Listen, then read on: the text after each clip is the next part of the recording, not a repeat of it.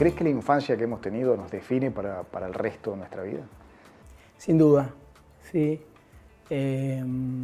Para bien y para mal, pero en general creo que te marca el camino.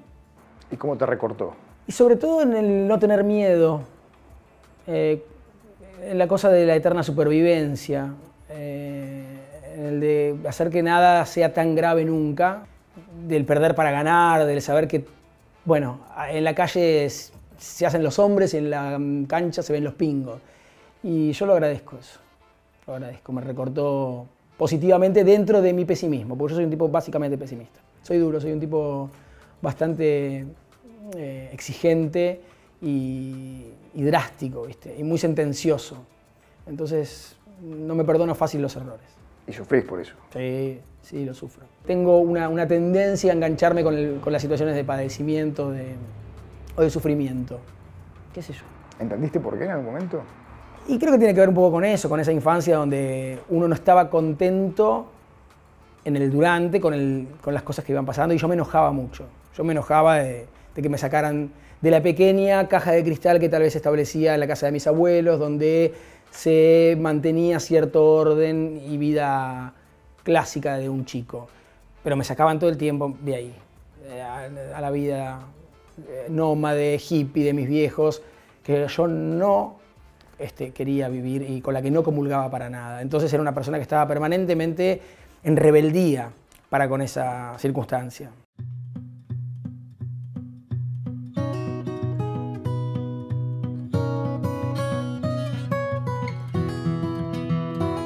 ¿En qué contexto naciste? ¿Vos dónde naciste? Yo nací en Montevideo a fines del 72. Mis viejos eran actores, se conocieron en la Escuela de Arte Dramático en Montevideo cuando tenían 18 años.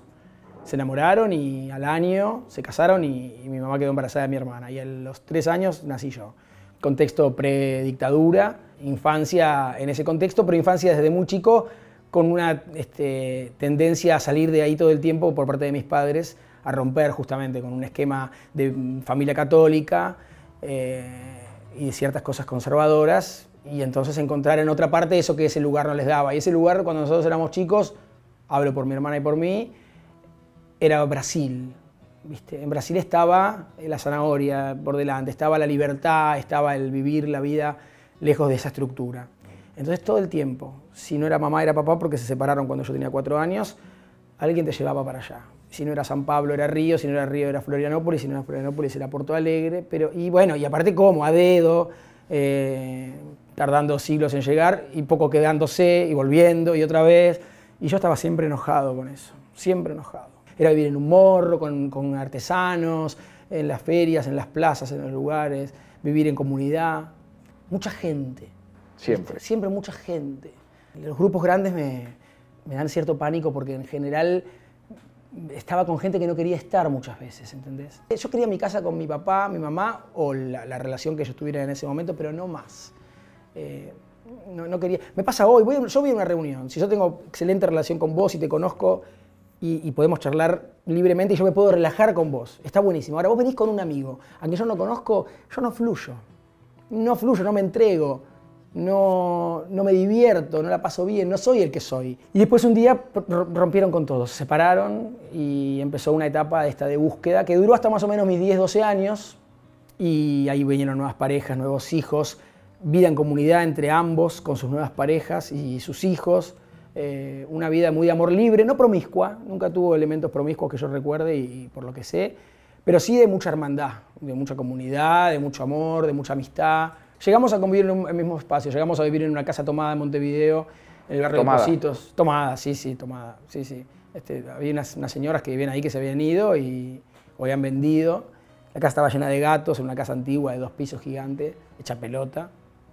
Y ahí vivimos en un tiempo donde mi vieja con su nueva pareja, que a su vez era amigo de mi papá, vivía, no sé, en la planta alta, ponele, y papá con su nueva pareja, que era amiga de mi mamá, en la planta baja. Entonces yo vivía subiendo y bajando. Después recién, a partir de sus terceros matrimonios, porque los dos tienen un tercer matrimonio de cada lado, se establecieron para siempre al día de hoy.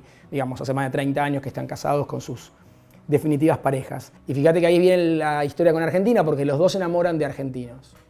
Mi papá de una argentina de Santa Fe, de Rafaela, con quien se va a vivir a Brasil finalmente y encuentra ahí su lugar.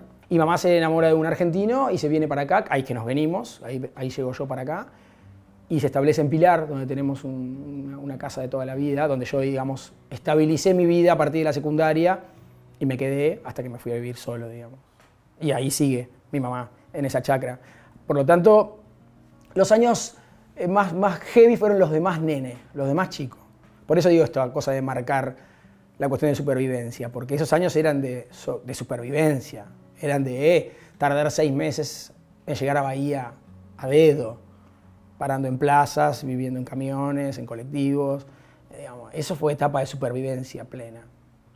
Y hoy a la distancia yo he como logrado, digamos, encontrar una narrativa más poética, más blanca, más liviana, más divertida, si se quiere, inclusive. Como para asimilarlo. Como para asimilarla y perdonar, qué sé yo. ¿Por qué hablaste de perdonar?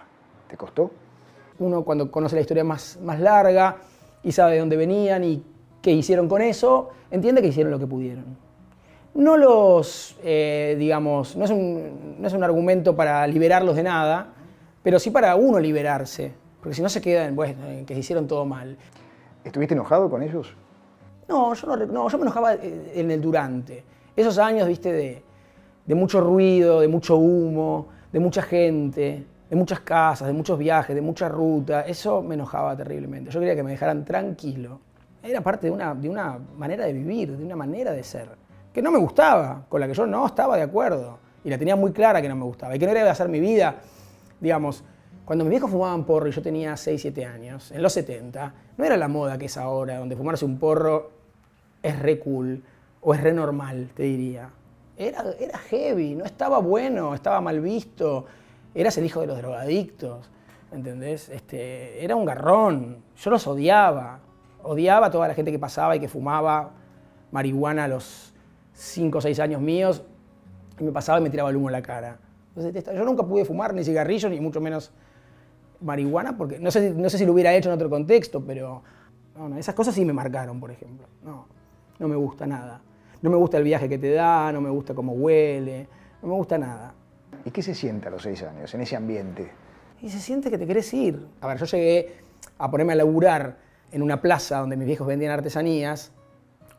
Es graciosa la historia, pero yo me hago asistente de un mimo paraguayo que hacía su show en la plaza y pasaba la gorra, y yo era su asistente y pasaba la gorra para pagarme el pasaje y volverme a Montevideo con mis abuelos. Como no me lo iba a pagar nadie, yo me quería ir. Yo me puse a laburar, tenía 8, 9 años, pero yo necesitaba irme de ahí. Y estar tranquilo para mí era la casa de mis abuelos en Parque Rodó, Montevideo, donde me compraban chivito al plato, milanesa con papa frita, veía la tele con mi abuela, y ese era el mundo al que yo aspiraba.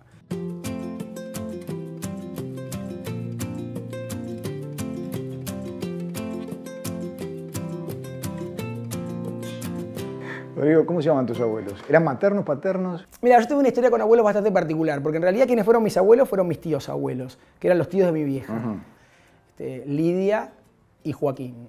Y eran bastante particulares. Él era un músico, no vidente. Sé que amaba muchísimo, había empezado bastante grande su historia. No habían tenido hijos. Habían tenido que luchar contra un montón de prejuicios porque como él era ciego, la familia de ella no quería que estuviera con él. Ella era maestra. Y eran una cosa espectacular. Eran 2 personajes muy, muy divinos, muy divinos. En la casa de ellos había música, sonaba música todo el tiempo. Yo digo que los primeros programas que yo conduje en mi vida los conduje ahí, porque yo sentaba a toda mi familia cuando lograba coincidirlos a todos y les hacía un programa. Mi abuelo tocaba el piano, que era un eximio pianista. Leía las partituras en braille, por supuesto.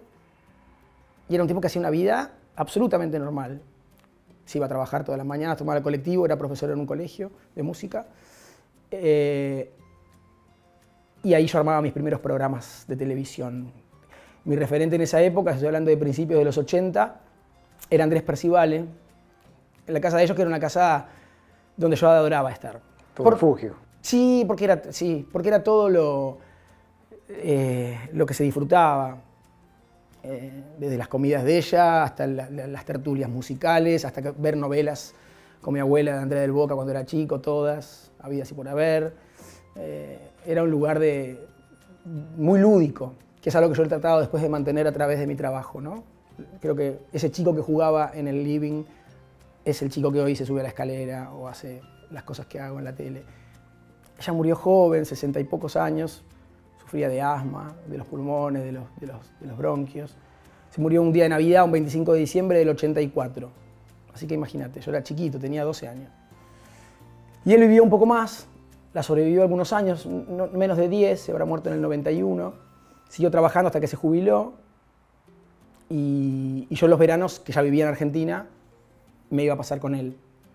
Compartíamos unos rituales divinos porque él era un tipo muy divertido, así que a la noche escuchábamos cuentos de la Andricina, nos sentábamos en el cordón del edificio, en la puerta que tenía como un escalón, yo lo llevaba del brazo porque si él no salía con bastón, yo era un poco su lazarillo, y nos divertíamos, era un amigo mío. Era un tipo grande, ya tenía sus 60 y pico, pero era un chico, era un tipo divino. Estar en la casa de él era muy lindo, era muy divertido. Un año inclusive, el año 90, cuarto año mío del secundario, me fui. Yo había hecho una escuela técnica acá, en Pilar, que no era mi destino claramente. Tenía que optar por una especialidad, imagínate que iba a optar. Y bueno, y ahí quise irme a vivir con él, viví un año y extrañé mucho a mis amigos de acá, a mi vieja, y me volví en el 91, que es cuando yo empiezo a trabajar como periodista en cable y en radio en Pilar. Y él se murió el año. Sí, se murió después, porque yo creo que ya se sintió demasiado solo y yo un poco lo abandoné. Pero bueno, nos dimos un lindo gusto ese año que vivimos juntos. Fue muy lindo.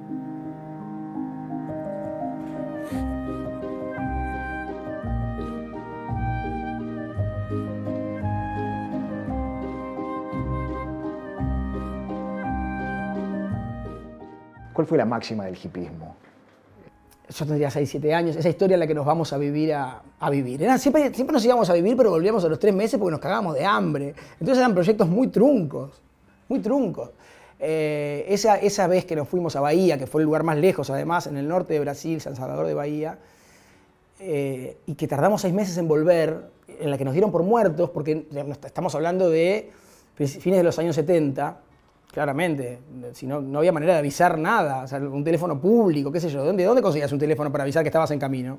Y tardamos 6 meses haciendo dedo, porque en el medio parábamos en pueblos, había que juntar la guita para seguir y había que morfar, entonces capaz que estabas una semana, imagínate que tengo retazos de recuerdos de todo aquello, pero pensaron que nos habíamos muerto en serio, no supieron de nosotros durante el resto de la familia que estaba en Montevideo, abuelos, padres, mi viejo estaba hablando ya de una segunda relación de mamá.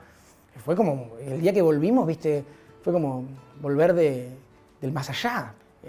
Hemos llegado a Florianópolis a ver a mi vieja solitos, siendo, no sé, chicos, 18 años, ponele a la rodoviaria, que es la terminal de ómnibus, y nadie nos había ido a buscar. Y yo no sé cómo llegamos a esa casa, a esa playa. No me preguntes, con gente que nos ayudó, tienen que tomar este colectivo, siempre nos cruzamos con gente buena. Era otra época también, capaz que hoy sería un delirio.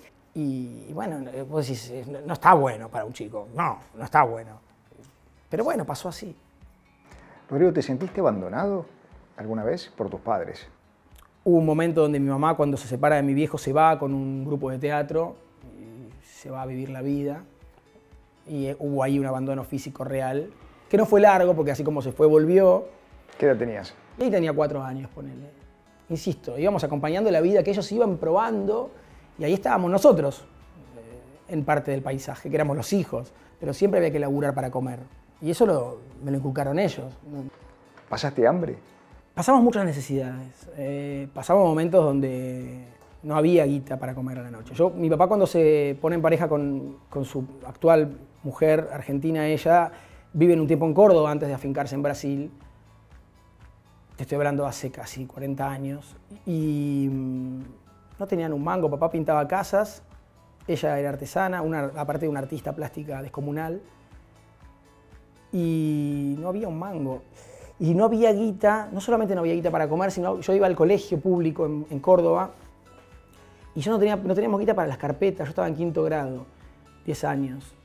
No había guita para las carpetas y para las hojas del colegio.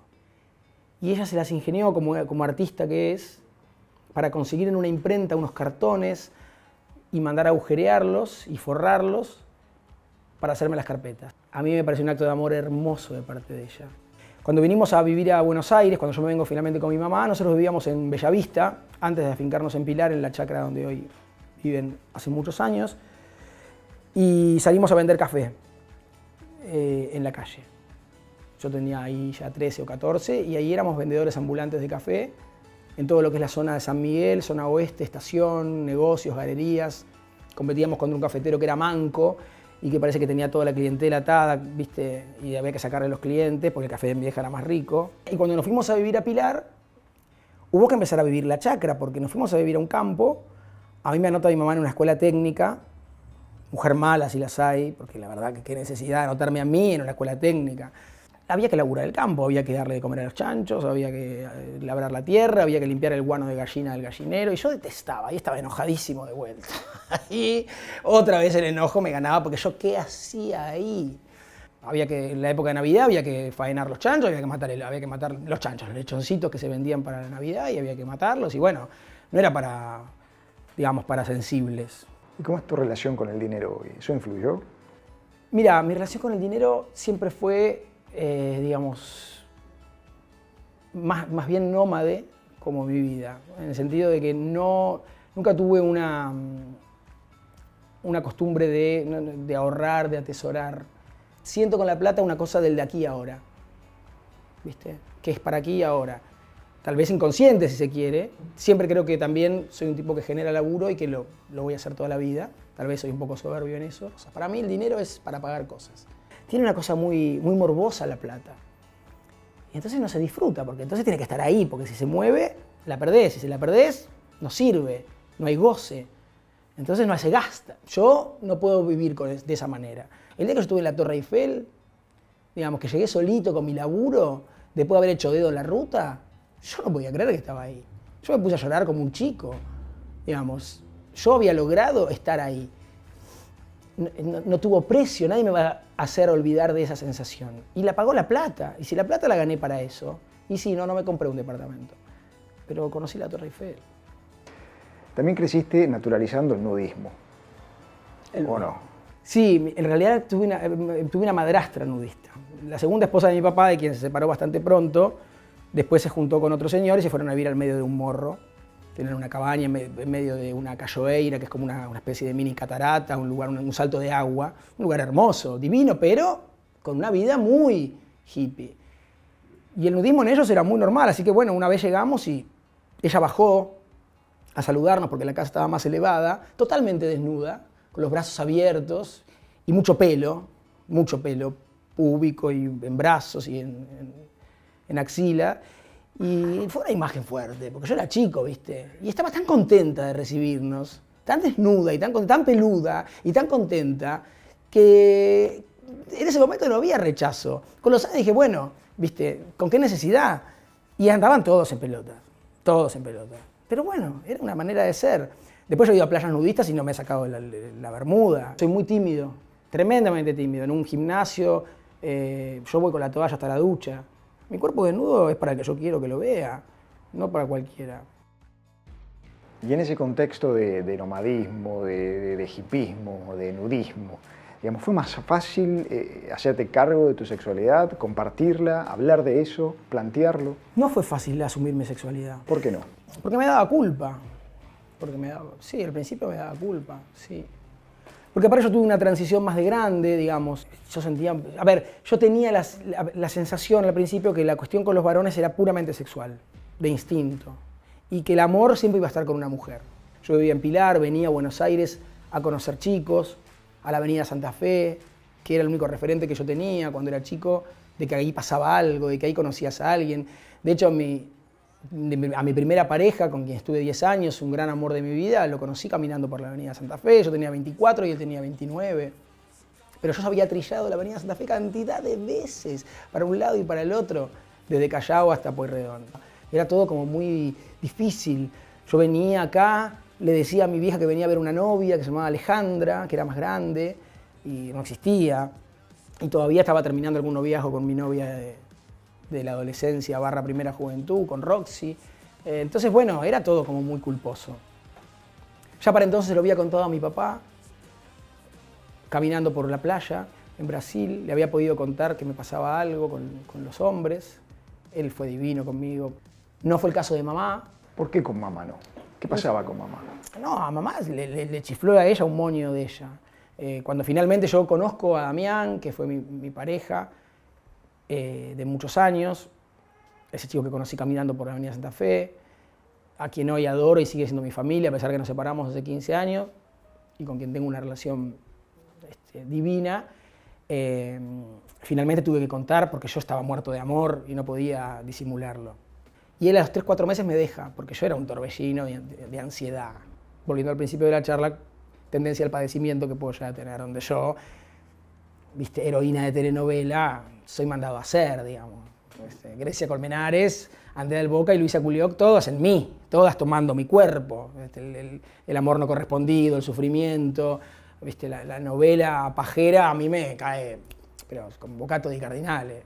Y bueno, mi mamá me hurgaba, me preguntaba por qué estaba tan mal por esa chica que me había dejado. Y no sé cómo estábamos discutiendo un día, le dije, no se llama Alejandra, se llama Damián. Y a mi mamá se le abrió un mundo, no sé, un precipicio a sus pies. La pasó mal. No sé qué preguntas se le abrieron a ella, inclusive ella empezó a hacer cálculos de que ella había tenido en mi infancia muchos amigos homosexuales y tal vez pensó que alguien había tenido alguna actitud para conmigo que después haga que yo sea homosexual. Para nada, eran todos unos trolos divinos, los amigos de mi vieja. Con el tiempo breve todo se encaminó, pero ella tuvo su crisis. Pero bueno, la vivió ella, fue a terapia, hizo cosas que no había hecho nunca, se había hecho preguntas sobre su vida. Y bueno, tal vez en algún punto ella esperaba otra cosa de mí. ¿Qué? Y que le dé nietos, como espera cualquier madre, supongo. Que se la dieron de sus otros hijos. Pero bueno, yo era yo. Según mis hermanos, siempre fui el preferido. Entonces, bueno, ella tendría también su plan para mí.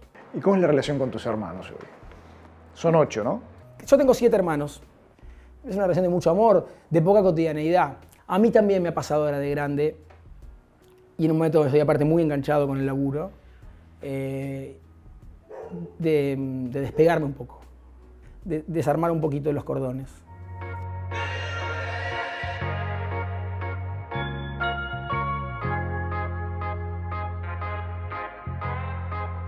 ¿Cuánto hace que te comprometiste con Juan Pablo? Con Juan Pablo me comprometí a poquito de conocerme en fines del 2019, pre-pandemia. Que se separaron. Y nos separamos hace 3 meses. Estamos en pleno duelo de la separación. ¿Qué pasó con él? Con Juan Pablo nos quedamos un poquito como a mitad de camino en un montón de proyectos iniciales muy potentes que se desinflaron por la vida, por la pandemia, por intentos fallidos, por falta de huevos, capaz, al menos de mi parte, de asumir ciertos compromisos.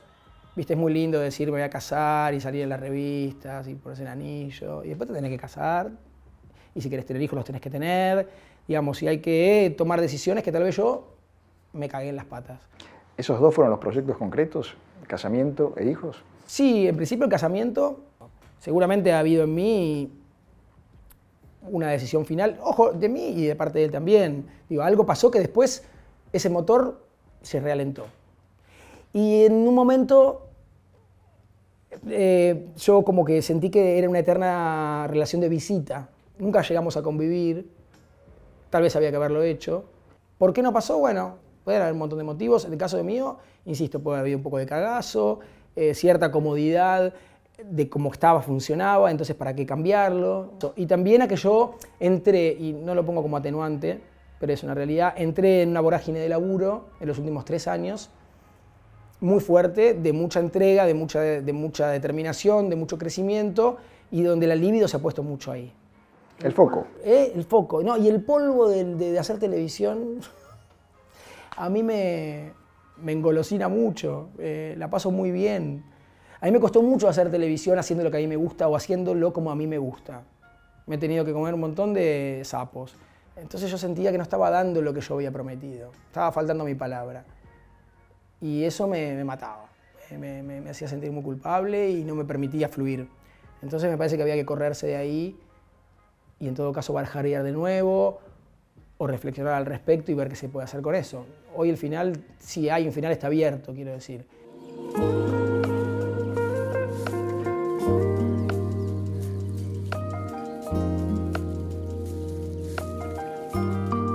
Los 50, digamos, ese número, ¿pesa? Yo tengo expectativas muy elevadas para mis 50. Aspiro a una década de estrellato fulgurante, pero más allá de lo que pase con el laburo, a nivel personal también. Me parece que debe ser una edad preciosa. Y aparte creo que hay un montón de puertas por abrirse. Tal vez tardías, como por ejemplo el tema de la paternidad, que es algo que da vuelta en mí y que tal vez pueda lograr después de los 50. Y tengo expectativas con eso en el punto de vista de descubrirlo. Bueno, ¿y si sí? ¿Qué pasa? ¿Y si sí a la paternidad? ¿Estarías dispuesto a tener un hijo solo? Hoy estoy más dispuesto a tener un hijo solo que antes, donde me parecía que solo era posible estando en pareja. Pero fue un tema con Juan Pablo. Sí, él nunca me puso una presión terrible de ser padres, ¿eh? Era un deseo y él lo sigue teniendo y creo que lo va a hacer, conmigo o sinmigo. Pero creo que era algo que estaba en los planes y a los que yo después le fui esquivando el bulto, digamos. Tal vez asumir la concreción de esos proyectos incluía un hijo y yo todavía no estoy en el sentido decidido y no quiero que de eso dependa la suerte de una relación para mí. Me sigue haciendo cantidad de ruido, pero me concilio más con la idea que hace 2 años. Por lo tanto, pienso que tal vez en 2 me concilie más que ahora. ¿Qué te hace ruido? No estar a la altura, no saber hacerlo, sentirme sobrepasado por el llanto de un bebé, por no saber qué hacer si le duele algo. ¿Viste? Y aparte la entrega.